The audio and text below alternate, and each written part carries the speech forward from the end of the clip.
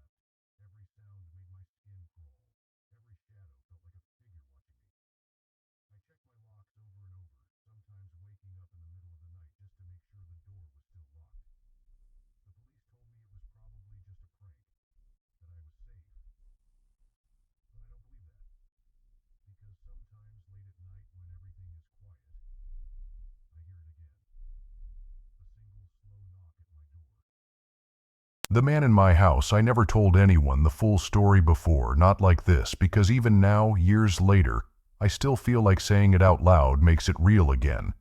But maybe someone needs to hear this. Maybe someone else has felt it too. That feeling. That moment when you realize you're not alone. That night, I got home late. Work had been brutal, and all I wanted was to take a shower and fall into bed. I lived alone at the time. A small apartment, nothing fancy, just enough for me. I wasn't scared to live alone. I never had a reason to be. Until that night. I unlocked my door, stepped inside, and locked it behind me. Routine. Normal. I kicked off my shoes, tossed my bag on the couch, and went straight to the kitchen for a glass of water. My place was quiet. Too quiet maybe, but I was used to it. I took a long drink, standing in the dark. The only light came from the street lamp outside, casting a dim glow through the blinds. That's when I noticed it. The closet door. It was open. Not much, just an inch. A sliver of darkness barely visible in the shadows of the hallway. My stomach tightened. I knew I had closed that door before I left. I walked toward it slowly. My body felt wrong, like it already knew something my mind wasn't ready to accept. I reached out, grabbed the doorknob, and pulled it open in one sharp motion. Nothing. Just coats, shoes, the vacuum cleaner in the corner. I let out a breath I hadn't realized I was holding. Maybe I left it open. Maybe I was just exhausted. I shut the door. This time, I made sure it clicked closed. I shook off the feeling and headed to the bathroom. I turned on the shower, steam curling up around me. I stood there for a while, letting the water run over my face. When I stepped out, the mirror was fogged up. I grabbed a towel, wiped my face, and then I saw it. A word, written on the glass. Hello. I froze. My blood turned to ice, because I knew. I knew I hadn't written that. I hadn't wiped the mirror before I got in, and I lived alone. I turned slowly, my breath shallow. My reflection stared back at me, wide-eyed and pale. The apartment was silent. I walked out of the bathroom, towel wrapped around me, water dripping onto the floor. My eyes scanned the apartment, searching for something, anything, that would explain what was happening. Then I saw it, the closet door open again. I ran to my bedroom, locking the door behind me. My hands were shaking as I grabbed my phone. I dialed 911, my fingers slick with sweat. The operator answered, and I tried to keep my voice steady. There's someone in my apartment. I could barely get the words out. My throat was tight, my chest heaving. The operator started asking questions. Do you see them? Are you alone? I swallowed hard. My eyes flicked to the door. I think so, but I wasn't. I think they were in my bathroom while I was... Then I heard it. A soft creak. The sound of a footstep. Right outside my door. I stopped breathing. The operator was still talking, telling me to stay on the line, but I couldn't move. I couldn't speak. Then, a knock. Gentle. Slow. Like whoever was on the other side wasn't in a hurry. I bit down on my lips so hard I tasted blood. My whole body was trembling. Then the knock came again, and a voice. Low. Amused. I know you're in there. I almost dropped the phone. I could hear the 911 operator asking if I was okay, but I couldn't answer. The doorknob twisted. I pressed myself against the wall, gripping my phone so tight it felt like it might shatter in my hand. Then, silence. Minutes passed. The police arrived in less than 5 minutes, but by the time they got inside, the apartment was empty. No sign of forced entry, no footprints, no evidence that anyone had been there at all. Except for one thing. A note, left on my kitchen counter. 4 words. See you next time. I moved out 2 days later. I never went back. And to this day, I sleep with the closet door locked, just in case. It was a crisp autumn evening when Emily Carter was last seen. The 23-year-old college student left her apartment in downtown Portland, Oregon around 8:30 p.m. She had told her roommate she was heading to the convenience store a few blocks away, but Emily never came back. Chapter 1. The Disappearance. In the days that followed, her disappearance became a terrifying mystery that gripped the city. A promising journalism major, Emily had no history of running away. She was responsible, hard-working, and deeply connected to her family and friends. When she failed to show up for class the next morning, alarms went off. The first 48 hours are crucial in any missing persons case. Emily's parents, Susan and Mark Carter, arrived in Portland within hours of receiving the call. Her mother, visibly distraught, pleaded with authorities to act fast.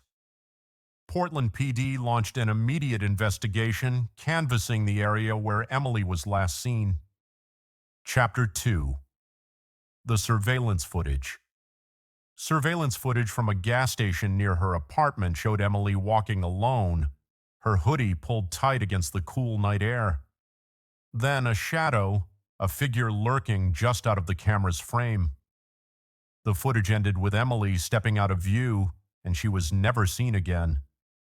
Her disappearance sent shockwaves through the community. Flyers bearing her face were plastered across town, and social media campaigns flooded timelines, urging anyone with information to come forward. The number sign "Find Emily Carter" hashtag trended for days, but leads remained frustratingly scarce. Chapter 3. The first break in the case. A week after Emily vanished, a jogger in Forest Park stumbled upon a backpack partially buried under leaves. It was hers. Inside were her wallet, ID, and phone, turned off, its battery long dead. But there was something else. A torn piece of fabric, stained with what appeared to be blood. Chapter 4. The suspect emerges. Investigators now knew they were dealing with more than just a missing person. The case took a darker turn. Homicide detectives were called in, and a forensic team combed the park for clues. The blood on the fabric matched Emily's DNA. A man named Thomas Raines, a 42-year-old drifter with a history of violent offenses, had been seen near Emily's apartment that night. He had no known connection to her, but witnesses described him loitering in the area in the hours leading up to her disappearance. Chapter 5. The Elusive Suspect. Detectives questioned Raines, but he denied any involvement. He had an alibi.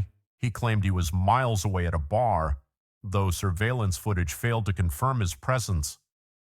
His demeanor was unsettling, his answers evasive. Without physical evidence tying him to the crime, police had no choice but to let him go. Over the next few weeks, investigators kept a close watch on Raines. He seemed nervous, often looking over his shoulder. He moved between motels, never staying in one place for too long.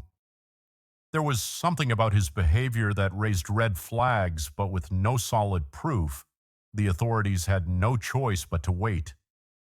Chapter 6. The Cold Case. Turns hot months passed with no sign of Emily. Her parents clung to hope, but the case began to turn cold. That is, until a shocking confession changed everything. A young woman, terrified and trembling, walked into the police station one night. Her name was Megan Ellis, and she had once dated Thomas Raines. Megan claimed that Raines had told her in a drunken stupor that he took care of Emily Carter. Chapter 7. The Cabin in the Woods. Megan's testimony led authorities to a remote, abandoned cabin deep in the woods. The place was in decay, but a forensic sweep uncovered strands of Emily's hair and traces of her blood. The scene pointed to a struggle, reinforcing Megan's claims. The walls were covered in disturbing drawings, violent imagery of women in distress. Investigators noted the eerie silence that surrounded the cabin.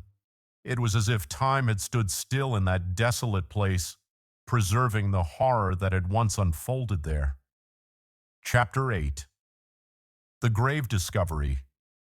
Detectives expanded their search of the wooded area. It was there, buried beneath a shallow grave of damp soil and fallen leaves, that they found Emily's remains. Forensic evidence linked Rains to the crime.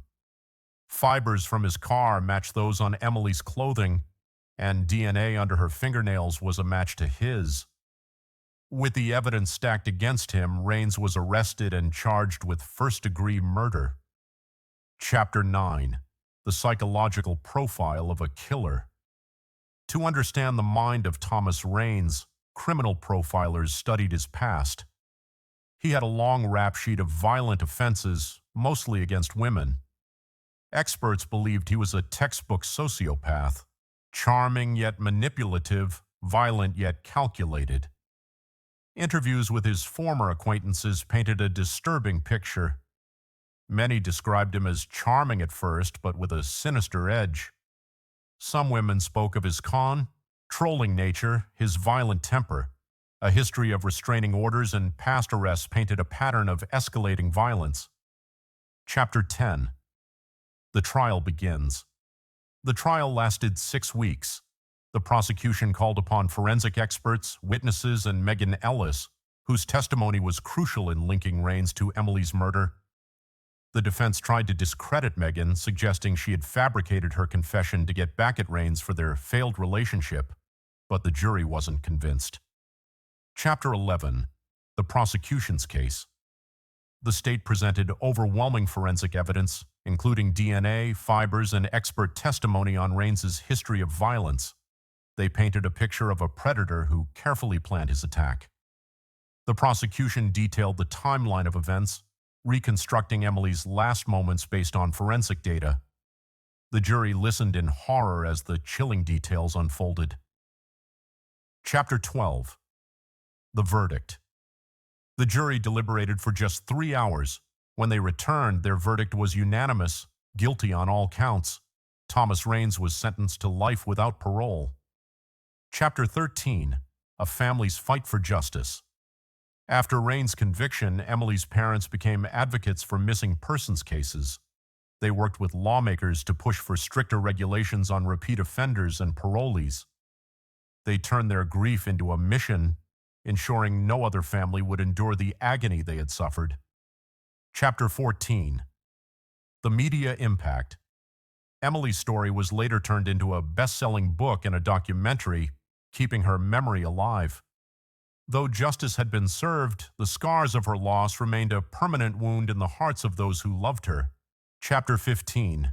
The legacy of Emily Carter. As the years passed, Emily's story became a cautionary tale. Her case was studied by criminologists, her life honored through scholarships in her name. Though she was gone, her voice lived on through those who vowed to remember her. Her disappearance had once been a mystery. Now it was a lesson in the fragility of life, the darkness that lurks in the shadows, and the tireless pursuit of justice that can, in the end, bring the truth to light. Her life was stolen, but her legacy would endure. A reminder of both the cruelty of the world and the resilience of those left behind to seek the truth.